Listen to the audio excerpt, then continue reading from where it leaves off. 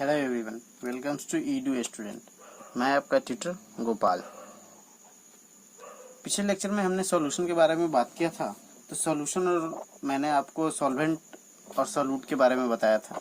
अभी हम लोग देखेंगे type of the solution. Solution कितने प्रकार के होते हैं। तो सबसे पहले देखेंगे फिजिकल स्टेट, सॉल्यूट, सॉल्वेंट, जो हमने पढ़ लिया था पिछले लेक्चर में, और उसके बारे में हम आगे देखेंगे। तो सबसे पहला आता है गैसियस स्टेट। गैसियस में कौन कौन सा सॉल्यूट और सॉल्वेंट होता है और कौन सा सॉल्यूशन गैसियस फेज में होता है, उसे हम देखते हैं। तो गैस अगर सॉल्यूट गैस हो और सॉल्वेंट भी गैस हो तो एयर मिक्सचर ऑफ गैसेज जो हमारा होगा वो सॉल्यूशन होगा। लिक्विड हमारा सॉल्यूट हो और सॉल्वेंट क्या हो, गैस हो, तो water vapour in the air, जब वाटर वेपर बनता है तो इस तरीके को हम क्या बोलते हैं, लिक्विड गैस सॉल्यूशन बोलते हैं इसको।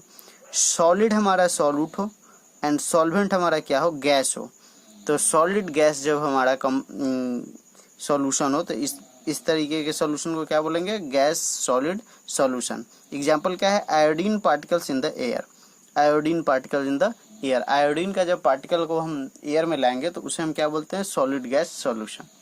अब आता है लिक्विड। लिक्विड के भी प्रकार होंगे गैस की तरह। तो सबसे पहला हम देखते हैं लिक्विड में कौन कौन सा आता है। First, gas liquid form, gas liquid solution.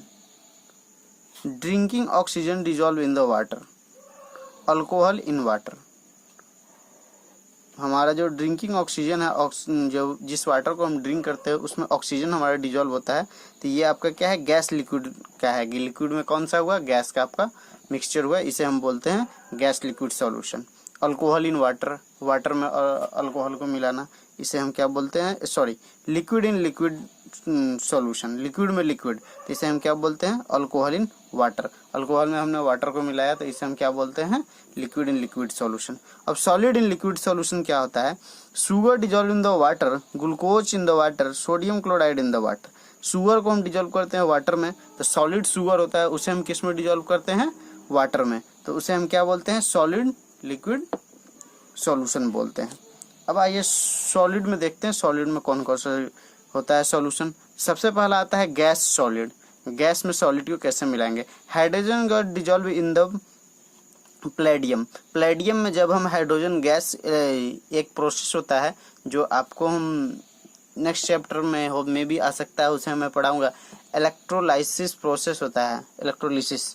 उस प्रोसेस में आपको प्लेटिनम के रॉड के साथ हाइड्रोजन गैस को पास करना है, तो उसी को हम कहते हैं hydrogen dissolve in the platinum. Dissolve gas in the mineral, mineral में बहुत सारे गैस डिजॉल्व होते हैं, तो मिनरल क्या होता है, सॉलिड फेज होता है, उसमें हम क्या करते हैं, डिजॉल्व करते हैं गैस को, तो उसे हम क्या बोलते हैं, gas solid solution. Liquid solid solution, liquid solid solution क्या होता है, मरकरी लिक्विड है और सोडियम सॉलिड है, इन दोनों को अगर मिलाया जाता है तो इसे हम क्या बोलते हैं, लिक्विड सॉल्यूशन बोलते हैं। Solid solid solution, alloy like the brush. Brush जो एलॉय होता है वो क्या होता है, सॉलिड सॉलिड आपका सॉल्यूशन होता है, सॉलिड सॉलिड सॉल्यूशन इसे हम बोलते हैं, एलॉय ब्रश में जब मिलता है तो। आइए अब देखते हैं एक्वस सॉल्यूशन। आपका नेक्स्ट क्या है, aqueous solution. What is aqueous solution, आपने बहुत जगह देखा होगा इस तरीके का, एक्वा लिखा हुआ, H2SO के साथ लिखा हुआ, और भी अदर केमिकल्स को लिखा हुआ देखिएगा तो उसमें क्या लिखा हुआ रहेगा, आपका एक्वा, AQ लिखा हुआ रहेगा। तो solution of substance, solution of a substance in water is called an aqua solution.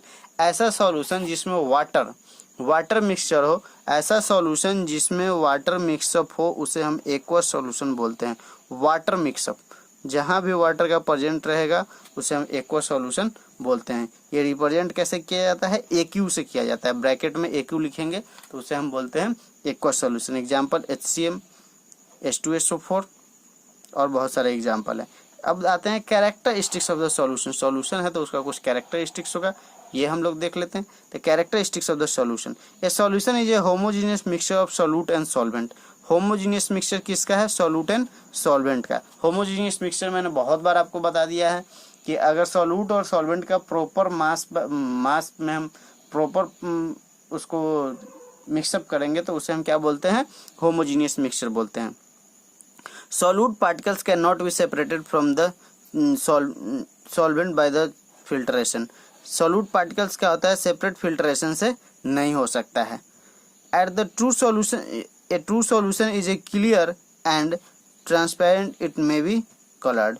True solution जो होता है वो क्लियर होगा, ट्रांसपेरेंट होगा और मे बी ये कलर्ड भी हो सकता है, इसमें कोई कलर भी आ सकता है, रेड, येलो, ग्रीन कुछ भी हो सकता है, लेकिन ये क्लियर एंड ट्रांसपेरेंट होगा, साफ और पारदर्शी। ये true solution does not scatter light.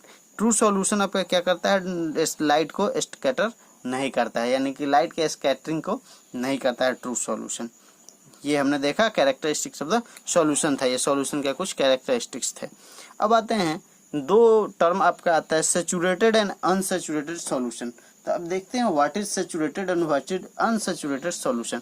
Saturated कहने का मतलब होता है कि ऐसा सॉल्यूशन जिसमें मैक्सिमम अमाउंट ऑफ जो सॉल्यूट होता है वो डिजॉल्व हो जाए, यानी कि ऐसा सॉल्वेंट, ऐसा सॉल्यूशन जिसमें कि हम सॉल्यूट डालें, कोई भी एक्स्ट्रा पार्टिकल डाले तो वो उसमें पूरी तरह से घुल जाए, उसे हम क्या बोलते हैं, सैचुरेटेड सॉल्यूशन बोलते हैं। जैसे एग्जांपल के लिए हम देख ले, अगर वाटर में शुगर को हम मिलाते हैं तो वो पूरी तरीके से उसमें मिल जाता है, तो उसे हम क्या बोलेंगे, सैचुरेटेड सॉल्यूशन बोलेंगे। अब इसी में आता है अनसैचुरेटेड सॉल्यूशन क्या होता है। तो अनसैचुरेटेड सॉल्यूशन इसका वाइस वर्सा होता है कि अगर इसमें पूरा का पूरा मिल गया है तो उसमें क्या होगा, कम मात्रा में मिलेगा, यानी कि बहुत ज़्यादा घुलेगा नहीं वो उसमें, उसे हम क्या बोलते हैं, अनसैचुरेटेड सॉल्यूशन बोलते हैं।